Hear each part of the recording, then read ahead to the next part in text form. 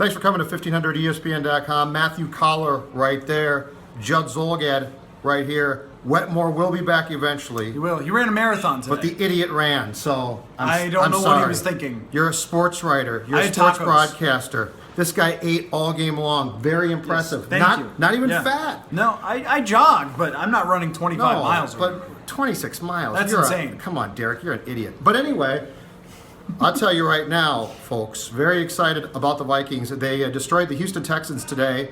They lose starters right and left. You can take your Teddy Bridgewater, your Adrian Peterson, your Stephon Diggs, your left and right tackle, Matthew, and it doesn't matter because the Vikings are about to enter the bye week. They're going to with a 5-0 record, and at times again today, they looked completely dominant. They certainly did. And also, don't forget that they lost their guard, Brandon Fusco, too, early go in this down game. the list. I can't remember them all. You've lost about half of the entire offense, and yet here they are at 5-0. And not only that, but with a very good offensive performance. I mean, the defense did exactly what the defense does, and that was be completely dominant. Brock Osweiler looked lost. And, you know, we hear that a lot, right? A guy looks totally lost out there, but he really looked lost out there. There are now cliches that apply. Yes. I'm dead serious. No, that's right. Resiliency, a Zimmer favorite buzzword, is a complete cliche. It applies. Brock Osweiler lost this game the second he put in film of the past 3 games, right? When you see Rodgers, Newton, and Manning looking competent at times, if your name is Brock Osweiler, you don't stand a chance. You don't even want to get on the airplane. I'm dead serious, too. And something interesting coming from the locker room talking to Anthony Barr was that he felt like Brock Osweiler was looking down at the rush and looking at the linebackers and not looking down the field for his wide receivers for most of the game, which I think, and I just figured this out, is probably not a good thing if you're trying to complete passes down the field. And Osweiler, at one time, in this game was 8 for 24 with an interception. I mean, as the garbage time went on, and as They the didn't Vikings get a first were way down up, until midway through the second quarter. and it can't be a penalty. Not only that, but DeAndre Hopkins, who had 111 catches last year, he ends up not making a catch until the third quarter.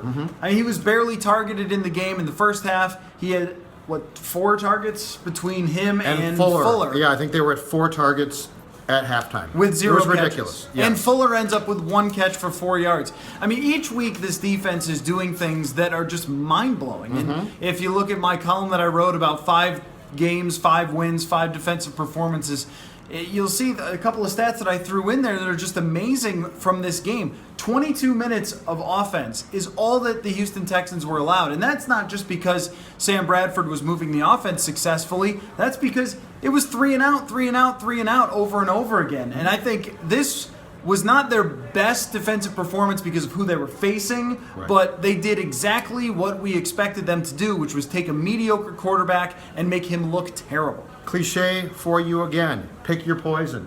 A week ago, 2 weeks ago against the Panthers, they sacked Cam Newton 8 times. Last Monday against Eli, no sacks. Today, 4 sacks and 13 hits on Osweiler alone. Do you right now give more credit to the rush and the pressure or coverage? Because they're both outstanding. They're both completely dominant at times. It's a lot of times. It's a great question. And Derek and I in our last video were talking about who the MVP of the defense is. And the first thing that came to mind for me was Harrison Smith, because he plays every play, and once again we saw Mike Zimmer using Harrison Smith in all sorts of different ways. You pointed out in the press box, at one point we saw him one-on-one with a wide receiver. At corner, lined up at corner, and you took the corner, Newman, and rotated him to safety. Right, and just so many different looks that he's using with Harrison Smith to throw off opponents. And the amazing thing about Harrison Smith is how many different situations they can put him in. He was up at the line of scrimmage at times. He was dropping back deep in coverage, and he succeeds at all of them. And not only that too, but I mean, I don't know which to say is the better unit, because the pass rush not only has a couple of star players that play all the time like Everson Griffin, but they have guys that rotate in and out. Tom Johnson was good again. Brian Robinson was good again today. He 2 sacks, 2 sacks for Brian today. I mean, I don't know what to tell you for an answer on that, because as good as Xavier Rhodes was last week, he had a couple of penalties this week, but he was still good against the team's top wide receiver. So I think it is the most impressive all-around defense that I guess exists in the league right now, but I don't want to disrespect Denver and what they did last year and what they still have there. It's so multiple, though. Cliche again, but it's so they can do so many different things. They come out, and I think if you just go baseline, the MVP is Mike Zimmer. It has to be. Yeah. Because he puts these guys, he has continually puts the personnel in position to look good. Cordarrelle Patterson. Explain this one to me. Cordarrelle Patterson, 3 weeks ago, we thought, okay, he returns kicks. Last year of his contract, this is it.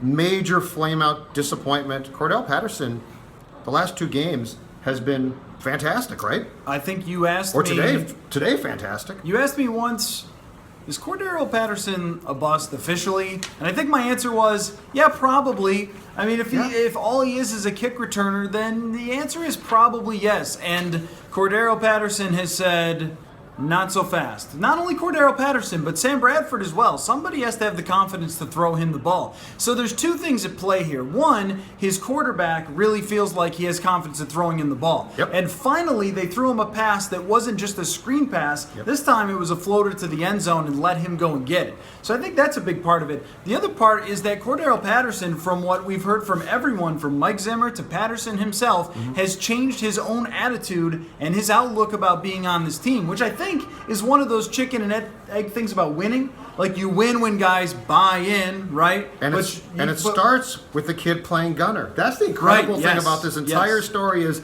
really the first time that we all said, wow, was when in Carolina, right? Yes. He gets put at gunner, which is a thankless. It's a terrible job. And he made 3 plays, 3 great plays. And you said, oh wow, this is a new page. And then they say, okay, here's all these snaps. It's a great story. Right. So I think when you're winning already, that guys feel pressure. Guys who may have been selfish before, they feel pressure to be unselfish because they don't want to hurt a winning team. Because when you're on a winning team, everybody gets paid, right? Yep. I mean, everybody succeeds. Now, in a contract year, if you do what the coaching staff is telling you to do and you succeed, then the next year you're going to get paid a lot more. So even if it's for selfish reasons in that way... Who cares at this point, right? Right, exactly. I mean, all these guys are doing it for money, so why shouldn't they if that's the motivation? But Patterson's turnaround has been quite amazing. Thielen, 7 catches, 127 yards, a 36-yard touchdown, an average today of 18.1 yards per catch. Undrafted, played college football at Mankato. We all thought, okay, top upside here. He makes the team and is really good for a long time on special teams. Right. This kid is a great story. Yeah, and he was open. I mean, he was really open in the times that Sam Bradford hit him. So it wasn't just that he was lucky or he made even some contested catches or anything like that. I mean, he was running the proper routes down the field to get himself open using his speed and size, too. I'm not sure if everyone knows how big he is. He's 6'3". Yep. I mean, he can push corners around a little bit himself. But, you know, the thing that I thought of today was Sam Bradford's deep ball. Did you know that Sam Bradford had this deep ball? I didn't know that Sam Bradford had this deep ball. Truth be told, Matthew, I had no idea Sam Bradford had any of this in him. Yeah. I mean, we were talking about a guy, when he got traded here, you thought, okay, in our opinion, I think, good trade because you're desperate. But we all said, so far a flame out, and he might be helped by this and that. Sam Bradford, to his credit, has held his own completely. This is not a guys are making him better. This is right now, Sam Bradford is making players on his own team better, consistently. And that's what I think. So, no, I have no idea. Adam Thielen today, that 2 of his catches are just dimes. I mean, they're just perfect passes from Sam Bradford. I will say that when I did my first film piece going all the way back when they traded for Sam Bradford, one of the things I found was that his accuracy was outstanding. In the last 10 games with the Philadelphia Eagles, he was really good, and he's carried that over to 4 games here, now 4-0 record. And so I think there are some people out there who are always Bradford advocates and said, oh, this guy's just in a bad situation, wait and see. Right. Those people are feeling pretty good about what he's done so far. Week off now, and then you go to Philadelphia, and that is going to be fun. Now, Philadelphia managed to lose to Detroit, so they actually suffered their first loss. Bradford is clearly going to try and downplay this whole thing, but this is going to be an opportunity for him to go back to the place where he spent 1 year, got demoted, basically, and say, I'm going to stick it up the you know what of of that team. So this to me is going to be a very interesting week when the Vikings get back to practice after this week being off.